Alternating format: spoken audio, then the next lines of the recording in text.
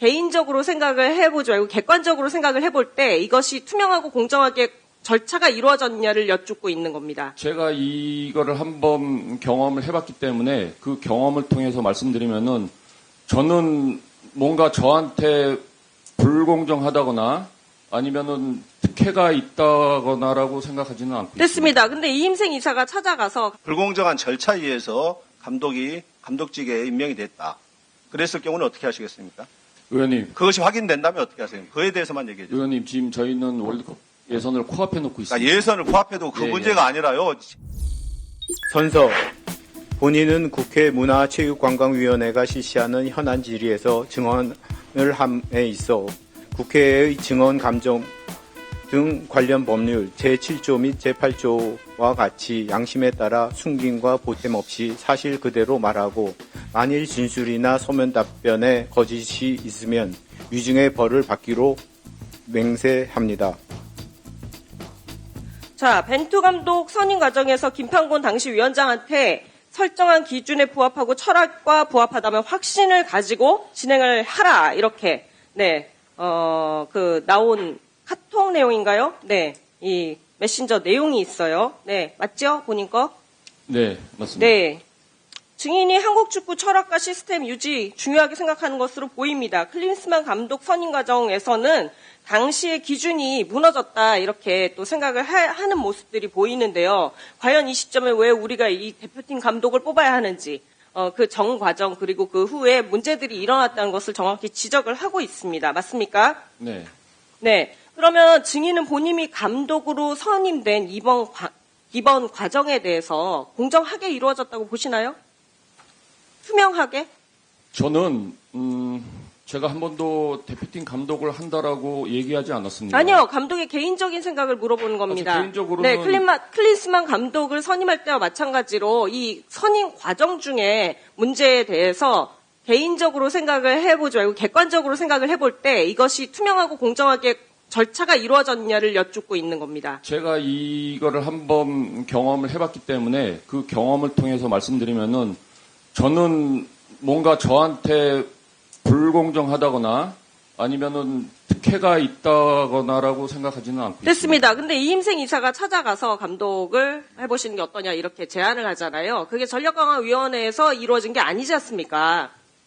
아니죠. 저는 전력강화위원회에서 1순위로 올려놨기 때문에 제가 감독직을 받은 거였습니다. 제가 혹시라도 2위라든지 3위라든지 했으면은 저는 받지 않았겠죠. 근데 저는 전력강화위원회에서 1순위라고 제가 이임생 위원한테 그 얘기를 들었기 때문에 저는 감독직을 받아들인 겁니다. 그게 거의 아까 말씀하시기로는 거의 가서 이렇게 부탁을 하는 식으로 해가지고 아까 부탁이라는 하셨다고 말은 맞지는 타카 않고요. 의원님이 말씀을 부탁이란 말은 맞지 하셨는데요. 않습니다. 예.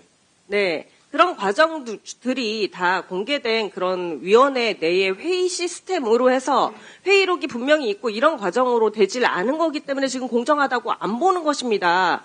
팬들은 그렇게 생각을 하는 거예요. 그러니까 제가 전력강화위원회 안에 없었기 때문에 제가 그 모든 내용이나 이런 것들은 알 수가 그러니까 없지 지금 않습니까? 객관적인 생각을 여쭤보고 있지 제 않겠습니까? 객관적인 생각은 네. 저도 이걸 한번 해봤는데 네. 저한테 뭔가 특혜가 있다라거나 생각하지는 않습니다. 특혜가 있지 않다고요? 네, 특혜가 없는데 위원회를 통하지도 않고 이렇게 개인적으로 연락을 해도 되는 겁니까? 이임생 이사가? 이임생 이사의 역할은 그 전력강화위원회에서 최종의 3인 후보가 올랐기 때문에 이임생 이사의 역할은 그 최종 3인을 접촉해서 협상에 들어가야 되는 역할이라고 저는 생각하고 있습니다. 협상에 들어가야 되는 네. 역할이고요. 그런 과정들이나 이런 것들이 누구에게 이렇게 개인적으로 찾아가고 이렇게 이루어지는 일이어야 합니까? 그거는 당연히 이임생 이사께서는 해외에 계신 분들도 마찬가지고 전부 다 개인적으로 연락해서 찾아가서 어디에서 만나서 면담하고 모두 다 그렇게 이루어지는 걸 알고 있습니다. 저가 전무할 때도 이임생 이사, 네, 해외 누구 당시에 만났습니까?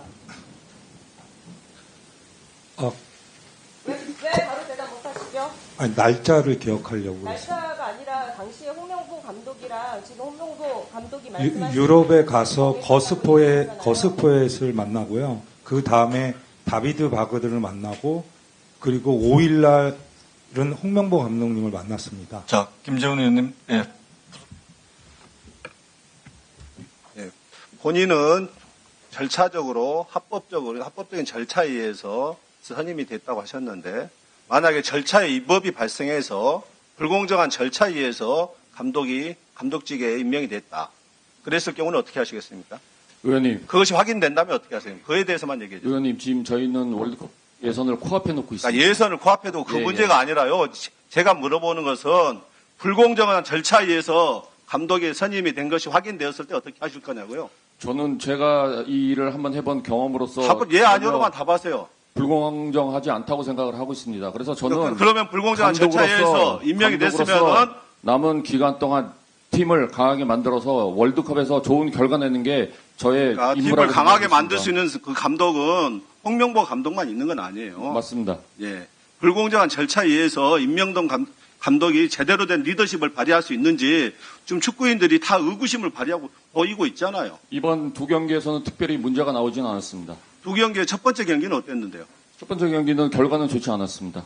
결과가 좋지 않은 게 그 축구인들의 열화와 같은 분노와 감독은 물러나라, 정몽규 회장은 물러나라 이러한 부분들이 영향을 미치는 건 아니겠습니까? 네, 맞습니다. 선수들의 사기에 영향을 미치잖아요. 예, 많이 미치고 앞으로도 있습니다. 불공정한 절차에 의해서 선임된 감독에 의해서 계속해서 이끌어졌을 경우 계속해서 그런 사기 저하와 이런 문제들이 생길 것 같은데 오만과의 성적이 3대1 성적이 좋은 건 아니네요. 그것조차도. 네, 그래서 제가 감독으로서 최선을 다하겠다는 말씀 드리겠습니다. 예. 그러니까 분명히 해주세요. 불공정한 절차에 의해서 선임됐을 경우에는 사퇴의 용의가 있다. 이런 걸 분명히 밝혀주셔야죠. 우리 정몽규 회장님은 어떻게 생각하십니까? 뭐 사실상 10차 위원회에서 다 추천을 다 했고요. 그리고 그러니까 절차의 위법이 확인되었을 경우 어떻게 하실 거냐고요? 위법이 없다고 생각합니다. 그럼 클린스만 감독의 임명 과정에서는 위법이 없었습니까? 크린스만 감독도 제가 마이클 밀러 감독은 전혀 본인이 그 감독 선임 절차에서 힘을 발휘하지 못했고 중간중간 보고하면서 임명을 했다. 과정 자체가 나중에 전력 강화 위원들조차도 제대로 관여하지 못했다. 결국 그 모든 게 제왕적인 회장의 뜻에 의해서 클린스만 감독이 임명된 거 아닙니까? 크린스만 감독 때도 여러 명이 추천됐습니다. 크린스만 감독 그리고 솔사르 예, 일부만. 솔사르 감독도 임명이 후보로 제스트롭 네, 감독도 그러면은요. 이렇게 했었습니다. 어쨌든 클린스만 감독이 해임된 이후 위약금 문제가 지금 70억 원 이상으로 알려지고 있는데 위약금 관계는 어떻게 처리되고 있습니까? 크린스만 감독이 제가 단독으로 이렇게 임명하고 거기에 대한 책임을 져라 그래서 위약금 문제를 이렇게 말씀하시는 것 같은데요. 제가 알아서 크린스만 감독을 개인적으로 알아서 지시해가지고 그렇게 한 적이 없고요. 그리고 충분히 협회 재정에 문제되지 않도록 지원하고 있고요. 그리고 벤투 감독이나 코치진을 선임할 때도 제가 40억 외국인을 40억을 지원한 바 있습니다. 그 본인의 불공정한 임명에 의해서 감독 임명에 의해서 빚어진 것이라면 본인이 책임지겠습니까? 전혀 그렇게 생각하지 않습니다. 그러니까 그것이 확인됐을 때 그렇게 책임지겠다는 하겠습니다. 것이죠. 예. 알겠습니다. 예, 수고하셨습니다. 다음은 강유정 위원님 질의하여 주시기 바랍니다.